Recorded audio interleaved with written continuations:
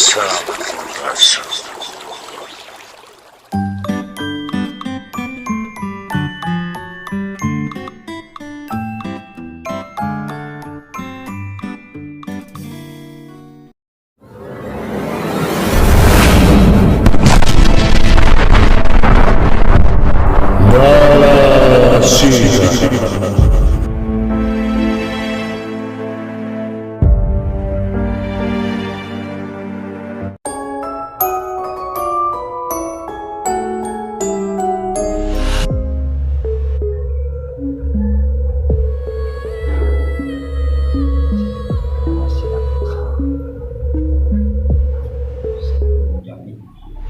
Ini wasiatnya.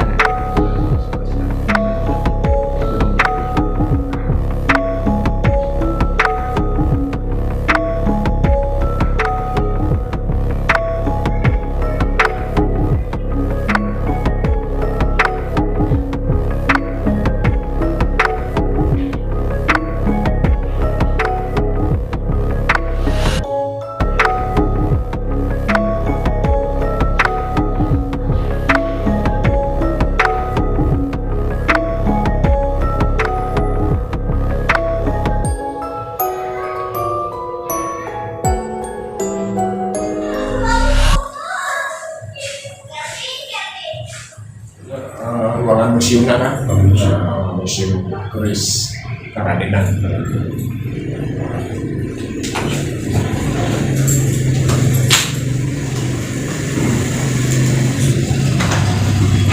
Baik teman-teman, saat ini kami tim sudah berada di Museum Keris Karadenan dan sekarang saya sudah bersama dengan Pak Dadang sebagai pengelola dari Museum Keris ini. Nanti kita akan mendengarkan informasi dari Pak Dadang mengenai Museum Keris ini, bagaimana sejarah awal mulanya berdirinya Museum Keris ini, dan bagaimanakah kisah atau cerita perihal sejarah benda-benda atau yang berada di Museum Keris ini.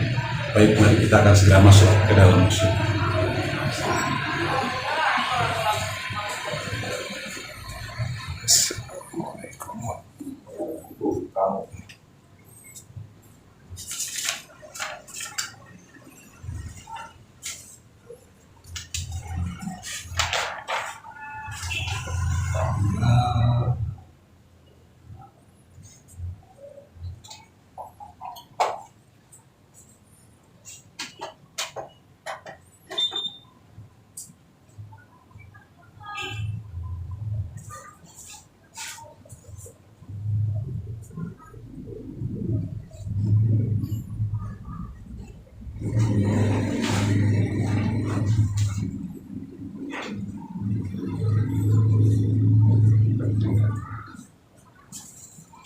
Baik pemirsa, sekarang saya sudah berada di dalam Museum Keris.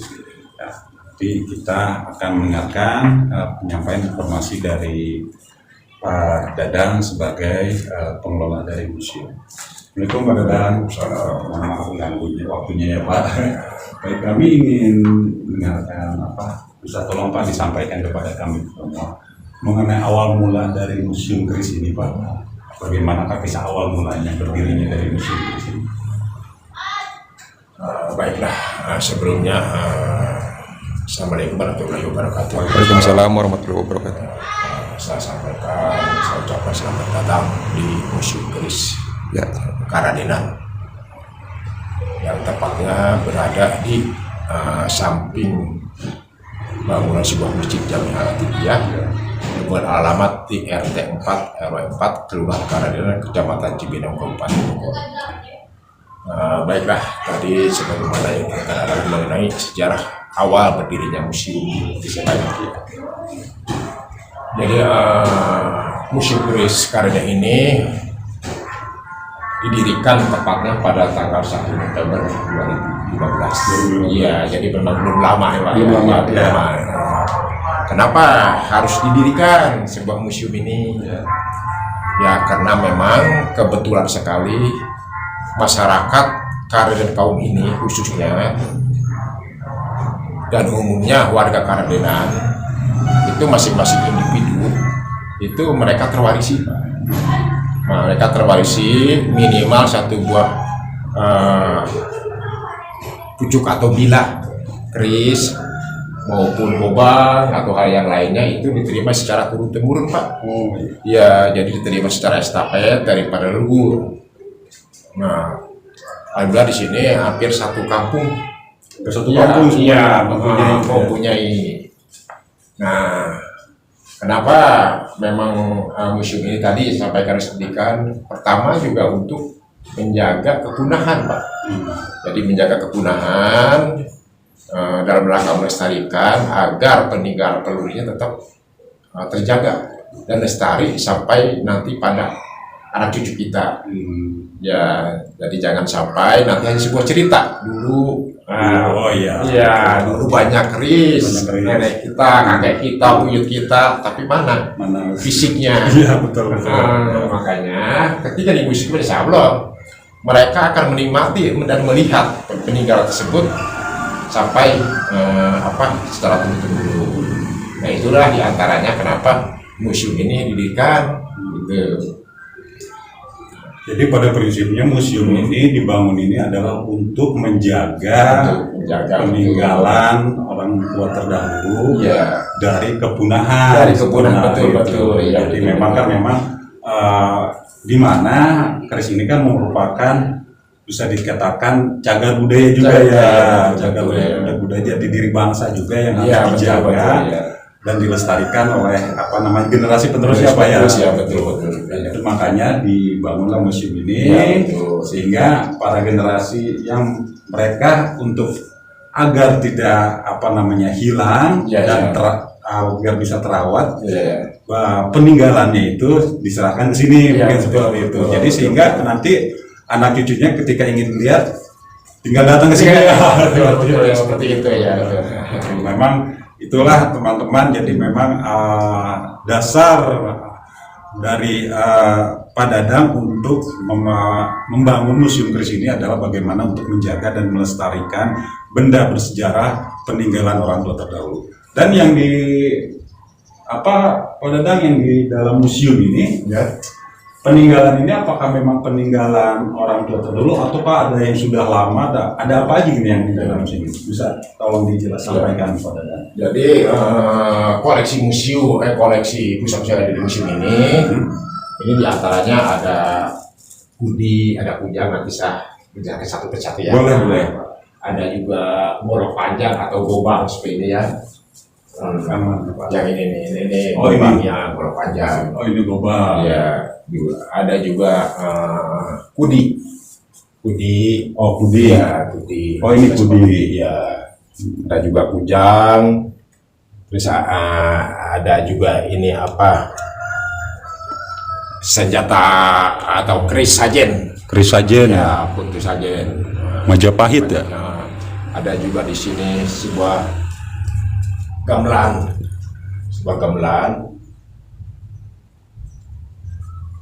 Nah, ini semua dari masyarakat, Pak. Semua ini dari masyarakat. Dari masyarakat ya, yang sebelumnya tersimpan di masing-masing pemiliknya, Pak. Masing-masing Iya, sebelum dimuseumkan. Alhasil sama masyarakat diserahkan ke sini agar lebih terjaga dan terawat. Betul, seperti itu. Nah, ini kalau yang ini apa ini, Pak ya? Keris juga ya namanya? Kalau ini tombak, Pak. Oh, tombak. Iya, ini tombak. Ini Jadi ini konon menurut penyampaian para orang tua yang kami terima, ini adalah sebelum zaman Pajajaran. Iya, sebelum zaman Pajajaran. Jadi cikal bakalnya sebuah kujang inilah kudi. Yang dulunya ini adalah sebagai alat pertanian. Iya, sebagai alat pertanian. Jadi teman-teman, di sini pun ada namanya satu benda pusaka yang bernama kudi, yang menurut informasi dari turun-temurun itu ini diperkirakan zaman Tarumanegara. Bisa dilihat di sini, yang konon katanya ini adalah senjata awal mula cikal bakalnya senjata kujang. Nah, memang pada saat dulunya ini adalah digunakan untuk pertanian. Ini bisa dilihat. Dan seperti ini keris sajen ini pun Ini Nah, ini zaman Kabudan, Pak. Zaman Kabudan. Majapahit. Iya. Konon ini dulu kan masih ada tradisi nyuguh, Pak. Nyuguh. Iya, nyuguh. Ketika nyuguh ada apa makan makanan atau buah-buahan, koncot ya, gitu ya, seperti gitu ya. Nah, ini di atasnya tersimpanlah putus sajen ini. Putus sajen, ya. Jadi sebagai simbol hubungan langsung kepada Sang Widi. Sebagai penghantar. Iya, itu kepercayaan mereka waktu zamannya ya. Ya, inilah yang makanya disebutnya ini sebagai putus sajen. Totalnya sendiri ada berapa benda di sini? Ini keseluruhan sekitar 100 lebih, Pak, besar kecil. Ya. 100 lebih. Ini kudi juga sama ya, kudi juga. Ada juga ini golok. Golok Pasundan atau ini Banten. Oh, golok Banten ya. Golok Pasundan.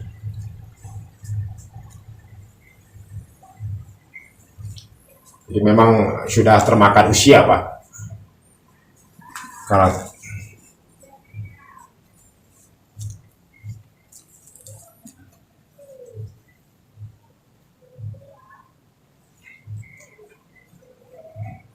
ini, kalau dari ininya bentuk-bentuknya Pak, ini kan biasanya setiap daerah beda-beda Pak ya. Iya.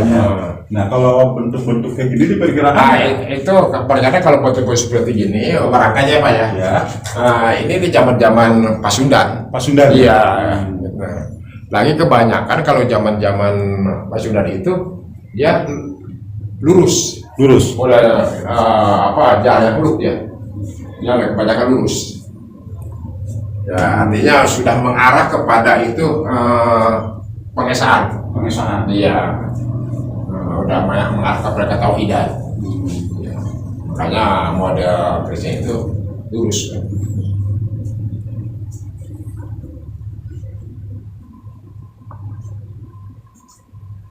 Nah, itu kalau yang ada naganya Pak, Ya, yang ada rangka, ada naga di itu ya. ya itu juga hibah, Pak. Hibah dari luar ya. Jadi dari sini masih dicampur antara keris dengan yang sekarang. Oh, jadi bercampur ya. Cuma mungkin kalau yang ini ada keterangannya Pak. Keterangan gitu.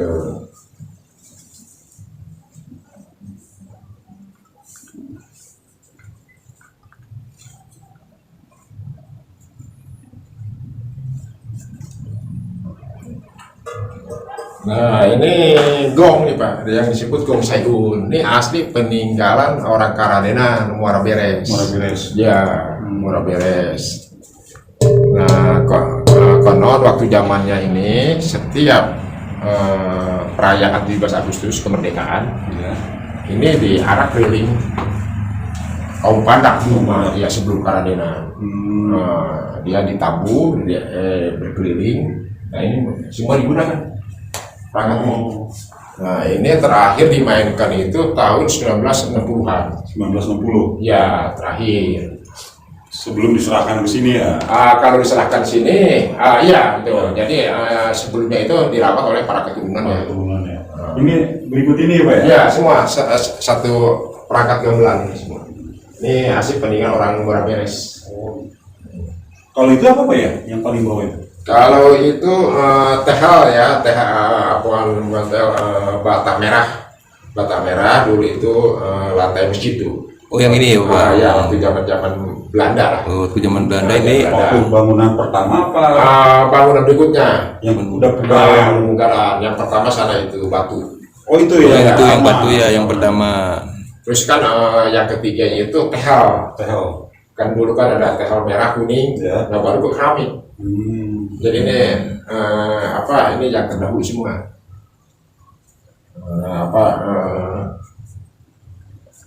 Dasar lantai masjid.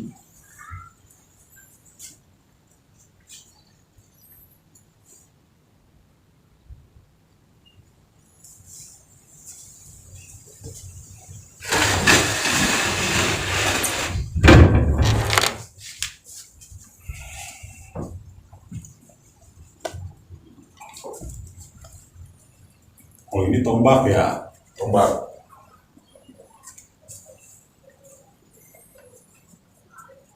Ini kalau yang 3 ini aslinya nih Pak.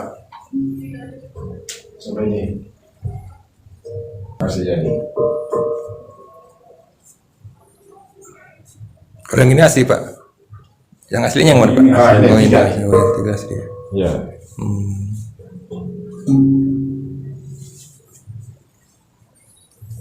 Oh ini yang asli, gong yang asli ya. Iya. Gong Sayun. Gong Sayun. Iya.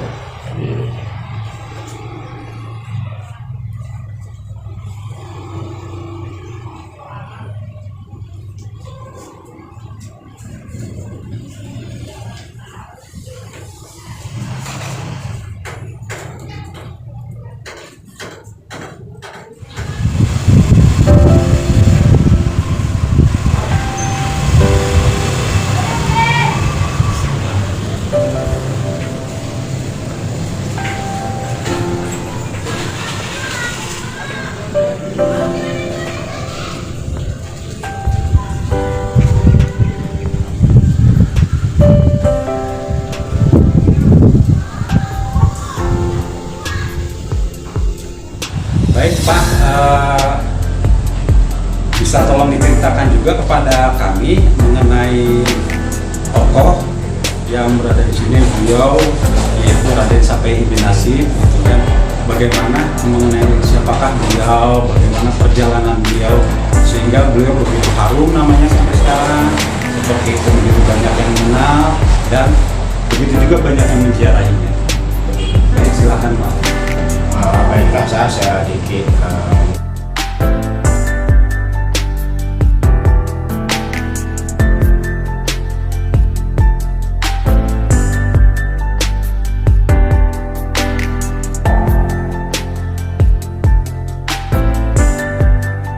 Narasila.